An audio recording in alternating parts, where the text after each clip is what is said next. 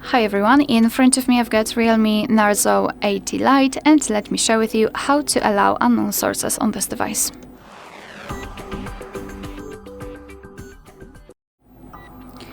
So let's begin with opening the settings, and here we have to scroll and find the apps. Then let's tap on Special App Access and localize the option which is called Install Unknown Apps. And as you can see here, we've got the list of apps which are allowed or not allowed to install some content, and of course we can change it. So let's pretend I'd like to download the app from Chrome, so from my browser. We have to find Chrome and tap on it, and then tap on the switcher next to allow apps from this source.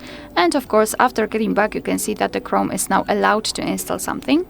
Be aware, because you're doing it on your own responsibility. Some third-party apps aren't verified by the developer, so you may put your data and actually whole device at risk. So remember about that and choose the apps wisely. Of course, you can always remove previously granted permissions. Just tap on the app and tap on the switcher. And after getting back, you can see that the Chrome is not allowed to install anything. Alright, so that will be all. Thank you so much for watching. Please hit the subscribe button and leave the thumbs up.